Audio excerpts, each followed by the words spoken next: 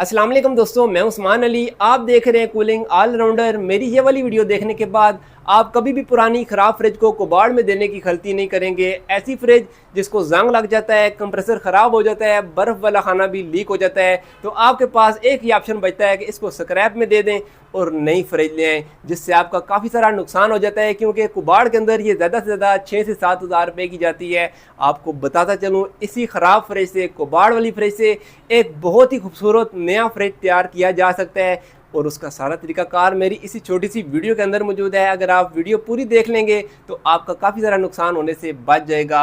आपका इंतज़ार की घड़ी ख़त्म कराते हैं और आइए अपनी वीडियो स्टार्ट करते हैं। अभी यहाँ पर देखिए, मेरे पास एक ख़राब फ्रिज मौजूद है। साइडों से नीचे वाली साइड पे इसको जंग लग चुका है, और यहाँ पर इसकी सेंटर वाली जो कब्ज़ा पट्टी है वो भी देखें जुगाड़ लगा हुआ है, दरवाजे जुगाड़ से जुड़े हुए हैं। कस्टमर ने इसके अंदर छुरी मार दी है। छुरी मारने के बाद इसको चलाए रखा है, जिसकी वजह से इसके कंप्रेसर में पानी चला गया था। कंप्रेसर भी ख़राब हो चुका है, इसका कंडेंसर भी ख़राब हो चुका है। जो अंदर बर्फ़ वाला खाना था वो भी बुरबुरा होकर ख़राब हो चुका है। सीधे सीधे लफ्ज़ों में ये बिल्कुल कबाड़ हो चुकी है। वो कस्टमर जिसकी फ्रिज है बहुत ही ग़रीब बंदा था, उसकी डिमांड के मुताबिक अभी इसी फ्रिज से मैं एक छोटी फ्रिज तैयार करने जा रहा हूँ। तो मैंने सोचा आप दोस्तों के लिए एक वीडियो भी बना दूँ ताकि आपको भी फ़ायदा हो जाए।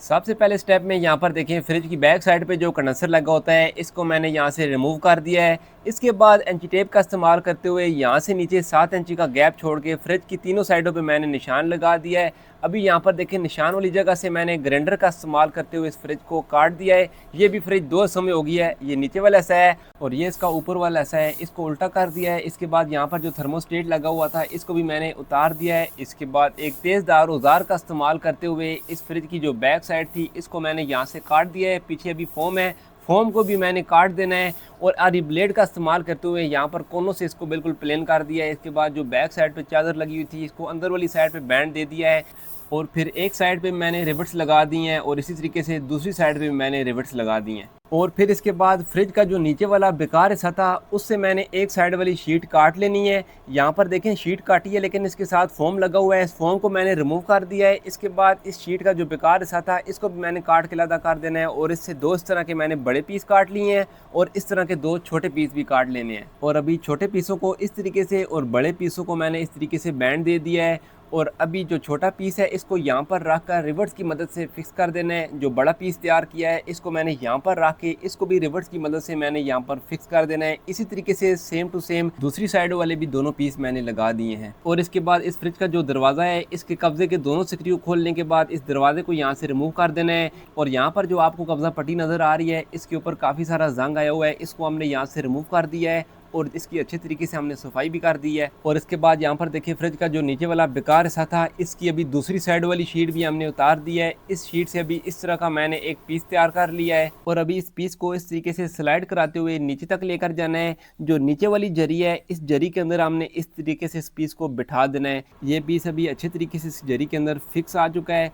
इसके बाद रिवर्स लगाकर इस पीस को बेहतरीन तरीके से यहाँ पर मैंने मजबूती से फिक्स कर दिया है। अभी इस कबाड़ वाले हिस्से से कंप्रेसर वाली ट्रे भी मैंने उतार दी है, और इस फ्रिज के नीचे जो पाँव लगे हुए थे उनको भी उतार दिया है। और अभी इसी ट्रे को मैंने यहाँ पर लगा देना है, और जो पाँव उतारे थे उनको भी यहाँ पर लगा के टाइट कर देना है। और फिर इसको वापस सीधा करने के बाद इसका दरवाज़ा अपनी जगह पे रख देना है। कब्जे की बेहतरीन एडजस्टमेंट करके कब्जे के दोनों स्क्रू लगा दिए हैं। अभी दरवाज़ा बेहतरीन तरीके से इसके साथ जुड़ चुका है। इसके बाद ये देखें, मेरे पास एक 14-16 की प्लेट है, इसको मैंने इस तरीके से बैंड दे दिया है। बैंड देने के बाद यहाँ पर कैपलरी लगा दी है, और अभी इस प्लेट को फ्रिज के अंदर फिक्स करना है। उससे पहले कैपलरी को खोल के सीधा करके इस सुराख में से गुजार लिया है। अभी ये जो प्लेट है इसको इस जगह पे रख के राइट साइड पे भी रिप्टे लगा दी हैं, और जो ऊपर वाली टॉप वाली साइड है इधर भी रिप्टे लगा दी हैं। अभी प्लेट अपनी जगह पर मजबूती से फिट हो चुकी है। इसका दरवाज़ा अभी बंद करते हैं और बैक साइड पे काम स्टार्ट करते हैं। बैक साइड पर सबसे पहले जो कैपलरी है एक कैपेसिटर का इस्तेमाल करते हुए आर्जी तौर पर इसको रोल कर देते हैं। इसके बाद मेरे पास एक छोटा सा कंप्रेसर मौजूद है, इसको यहाँ पर इसके अंदर रख के इसके चारों नट बोल्ट लगा के अच्छे तरीके से टाइट कर देता हूँ। इवेपोरेटर का जो पाइप यहाँ पर बैक साइड पे निकला हुआ है इसको नीचे की तरफ बैंड देते हुए इसकी रबड़ भी रिमूव कर देनी है। और इसके बाद मेरे पास यहाँ पर देखिए कापुर का एक पाइप मौजूद है 1/4 का, इसको इसके साथ वेल्ड कर दिया है। और जितना पाइप हमें ज़रूरत है उतना छोड़कर एक्स्ट्रा पाइप ट्यूब कटर की मदद से मैंने काट दिया है। और अभी इस पाइप को सीधा करने के बाद यहाँ पर जो कैपिलरी है, इस कैपिलरी को इसी पाइप के इर्द गिर्द अच्छे तरीके से मैंने लपेट देना है। फार्मूले के मुताबिक लाजमी लपेटना चाहिए। और अभी 1/4 की एक एरोफ्लेक्स बतौर इंसुलेशन इसी पाइप के ऊपर मैंने चढ़ा दी है। यहाँ पर जो कैपिलरी आपको एक्स्ट्रा नज़र आ रही है, इस कैपिलरी को इसी पाइप के ऊपर मैंने जोड़ कर टर्ने दे देनी है। और फिर इस सेक्शन पाइप को फ्रिज की बॉडी के साथ एहतियात से बैंड देने के बाद जो इसका आखिर वाला सिरा है, कंप्रेसर के हिसाब से इसकी मैंने एडजस्ट कर दी है। अभी ये देखें 110 का मेरे पास एक कंडेंसर मौजूद है। फ्रिज की बैक साइड पे स्क्रू की मदद से मैंने इसको लगा दिया है। दोनों पाइपों के सिरों से रबड़े उतारने के बाद एक पाइप को फ़िल्टर के हिसाब से एडजस्ट कर दिया है और दूसरे पाइप को कंप्रेसर की डिस्चार्ज लाइन के साथ वेल्ड कर दिया है। और इसके साथ ही सेक्शन लाइन को भी कंप्रेसर के साथ वेल्ड करने के बाद यहाँ पर फ़िल्टर के लिए एक कॉपर का पीस वेल्ड किया है और पिनवाल को अपनी जगह पे लगा दिया है। अभी आखिरी स्टेप में मैंने 15 ग्राम का एक फ़िल्टर ले लिया है। कैपिलरी को यहाँ पर एडजस्ट करने के बाद फ़िल्टर को दोनों साइडों से वेल्ड कर देना है। प्यारे दोस्तों, फ्रिज के अंदर गैस चार्ज करने से पहले इसको अच्छे तरीके से वैक्यूम करना बहुत ज़रूरी होता है। इसीलिए अभी इधर देखें मैंने इसको वैक्यूम पर लगा दिया है। जितनी देर में ये हमारी फ्रिज वैक्यूम होगी उतनी देर में सारी वायरिंग कंप्लीट करनी है। उसके लिए जहाँ पर मैंने एक सुराख किया था उसमें से एक तार गुजार लेता हूँ। थर्मोस्टेट के साथ इस वायर का कनेक्शन करने के बाद इस पूरी फिटिंग को मैंने इधर फिट कर देना है। याद रखें ये वही फिटिंग है जो फ्रिज काटने के बाद उससे मैंने उतारी थी। अभी इधर इसके दोनों स्क्रू लगाकर इसको फिट करने के बाद ऊपर वाली जाली भी लगा दी है। और अभी मेरे पास एक छोटा नट काबला मौजूद है, यहाँ पर सुराख किया हुआ था, उसमें से इस काबले को गुजारने के बाद थर्मोस्टेट का जो सेंसर है नीचे वाली साइड से अटैच कर दिया है और इसके ऊपर एक नट को लगा देता हूँ। अभी इस फ्रिज के सारे 1 to all कनेक्शन कंप्लीट हो गए हैं, वैक्यूम भी कंप्लीट हो चुका है। अभी सिर्फ इसके अंदर गैस चार्ज करनी है। इस लीड को सिलेंडर के साथ अटैच करता हूँ और अभी यहाँ पर देखें इसके अंदर गैस चार्ज करनी स्टार्ट कर दी है। गैस अभी कंप्लीट हो चुकी है। अभी ये देखें जैसे ही फ्रिज को पावर सप्लाई दी है इसका प्रेशर डाउन होने लग पड़ा है, यानी कि हमारी फ्रिज स्टार्ट हो चुकी है। प्यारे दोस्तों, आधा घंटा हो गया इस फ्रिज को मैंने चला के रखा हुआ है। अभी इसको खोल के मैं आपको इसकी कूलिंग चेक कराता हूँ। ओए होए होए, माशाल्लाह माशाल्लाह। यहाँ पर देखें दोस्तों कितनी ज़बरदस्त इसने आइस बना दी है। इस साइड से मैं आपको चेक कराता हूँ। बहुत ही ज़बरदस्त इसने आइस बना दी है और नीचे भी बेहतरीन इसकी ठंडक आ गई है।